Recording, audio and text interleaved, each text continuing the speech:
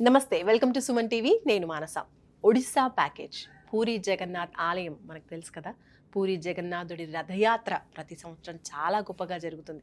మరి అలాంటి పూరి ప్రదేశం, పూరి ఆలయం ఉన్నటువంటి ప్రదేశమే ఒడిస్సా. మరి ఒడిస్సా గురించి ఇంకా అక్కడ ఉన్నటువంటి ముఖ్యమైన ప్రదేశాలు, చూడదగినటువంటి విశేషాల గురించి ఈ వీడియోలో మనం తెలుసుకుందాం. మనతో పాటు ఉన్నారు గురుగారు బ్రహ్మశ్రీ నోరి నారాయణమూర్తి గారు. వారితో మాట్లాడదాం. గురుగారు నమస్కారం అండి. గురుగారు, మీ ద్వారా ఒడిస్సా ప్రదేశం గురించి, అక్కడున్న విశేషాల గురించి తెలుసుకోవాలనుకుంటున్నాం.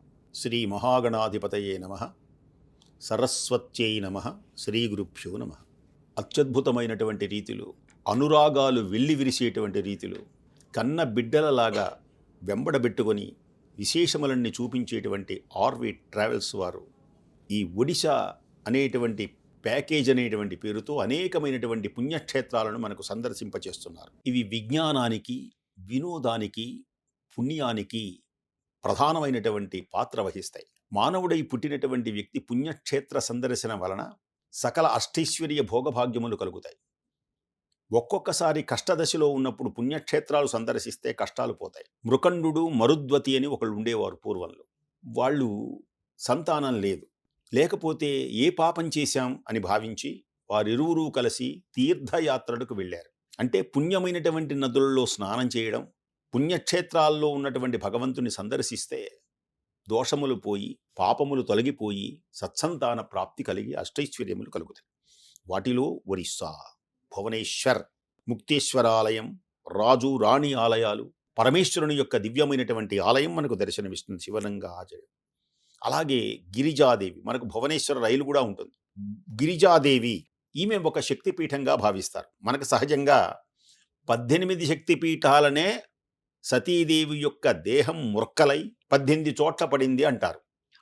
ఇలాగే ఇంకా చిన్ని చిన్ని ముక్కలు కూడా పడినాయి అని, ఇది కూడా శక్తిపీఠాలే, అమ్మవారికి సంబంధించినటువేనని గిరిజ అమ్మవారు. గిరిజ అంటే, గిరి అంటే హిమవంతుడు, జా అంటే పుట్టింది, గిరిజ.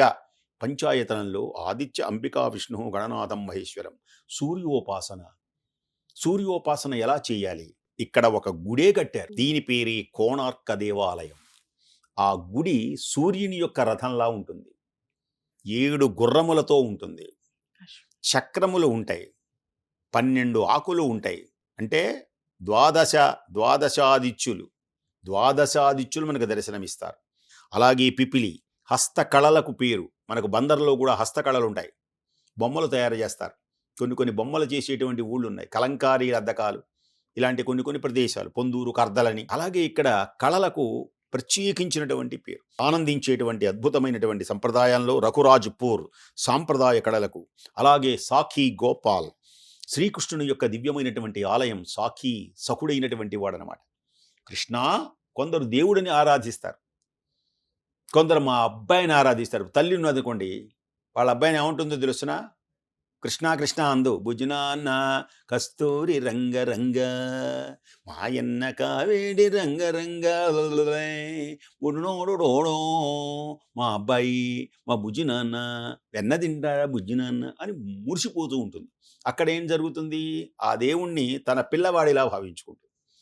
కొందరు భక్తి పారవశ్యంతో హరి ఎన్ను 2 అక్షరములు హరిజించును పాతకములు అంబుజనాభ, హరి నీ నామ మహత్యము, హరి హరి పొగడంగ వశమే హరి శ్రీకృష్ణ. అర్జునుడు ఎలా భావించాడు? సఖుడుగా, బావగా భావించాడు. విశ్వరూపం చూపించిన తర్వాత ప్రభో కృష్ణ అన్నాడు, భయం పుట్టింది. అప్పటిదాకా కృష్ణ బావ, నా సఖుడు. కొందరు సఖుడుగా, కొందరు శత్రువులాగా భావించి మోక్షాన్ని పొందారు శిశుపాలుడు. కొందరు నా భర్త అని భావించారు. గోపికలు ఏం చేశారు అంటే, మా భర్త. భర్త అంటే ఏంటంటే ఇప్పుడు మనం అనుకునే భర్త కాదు, మమ్మల్ని కాపాడేటువంటి రక్షకుడు అయినటువంటి వాడు అని భావించారు. కొందరు స్నేహితుల్లా భావించారు. ఇలా రకరకాలుగా కామోత్కంఠక గోపికల్. పూతన విషం పెట్టి ఆ విషంతో ఆయన శరీరం అంతా తాకాడు ఆయన. అందుకని పూతనకు కూడా మోక్షం కలిగింది. పూతన శ్రీకృష్ణుని చూడటమే కాదు, సరే పాలల్లో విషం పెట్టుకున్న తర్వాత పూతన శ్రీకృష్ణుని చూచి శ్రీకృష్ణుడితో మాట్లాడి శ్రీకృష్ణుడికి చన్ను ఇచ్చి పాలు కుడిపి తన ఒంటి నిండా దొక్కించుకుందామే. ఈ చెవుని చాచివూర పారికాడు మొత్తం. చూసారా? ఇంకా ఆమెకు మోక్షం దాకేమున్నది? అలాగే శ్రీకృష్ణుని యొక్క దివ్య పూరీ జగన్నాథుడు అద్భుతం. ఇది మహోన్నతమైనటువంటి దర్శనం కలుగుతుంది ఈ ప్యాకేజీలో. ఇంద్రజుమ్నుడు ఇంద్రజుమ్నుడు రాజు యొక్క దివ్య విశేషాలు మనకు కనపడతాయి. సుభద్ర బలరాముల యొక్క దివ్య వైభవాలు మనకు కనపడతాయి. ఆ ధ్వజస్తంభం, ఆ రెపరెపలాడుతున్నటువంటి ఆ పైన గుడి పైన పాకి పాకి కడతారు ఆ ధ్వజాన్ని. జగన్నాథుని రథచక్రాలు మట్టితోటే, మహారాజులు అక్కడ ఊడుస్తారు, మట్టి పాత్రలతోనే భోజనం పెడతారు. జగన్నాథుని ఆరాధించే పుణ్యమైనటువంటివి. మహానుభావుని యొక్క ఆరాధన మనకి ఇక్కడ దర్శనమిస్తుంది. కృష్ణా, నువ్వు ఎంతో మహిమ కలిగినటువంటి వారివి, కృష్ణా మమ్మల్ని కాపాడగలిగినటువంటి వాడివి నీవు అని ఆ పరమాత్మని ఆరాధించే దివ్యమైనటువంటి మనోన్నతమైనటువంటి క్షేత్రములను సందర్శించి ఆనందించే అవకాశం మనకు ఆర్వి ఈ ప్యాకేజీ టూర్స్ వారు మనకు కలిగిస్తున్నారు. చక్కగా చూచి ఆనందించవలసిందిగా కోరుతూ స్వస్తి. గురుగారు, ఒడిస్సాలో చూడదగ్గ ప్రదేశాల యొక్క విశిష్టతలు మీ మాటలో తెలియజేసినందుకు ధన్యవాదాలు. నమస్కారం. చూసారు కదండి, ఒడిస్సా ప్యాకేజ్ గురించి మనం తెలుసుకున్నాం. మరి ఈ ప్యాకేజ్ ద్వారా మీరు కూడా ఒడిస్సా యాత్ర చేయాలి అనుకుంటే స్క్రీన్ పైన కనిపిస్తున్న ఆర్వి టూర్స్ అండ్ ట్రావెల్స్ నెంబర్స్కి కాల్ చేయండి, యాత్రని బుక్ చేసుకోండి. నమస్తే.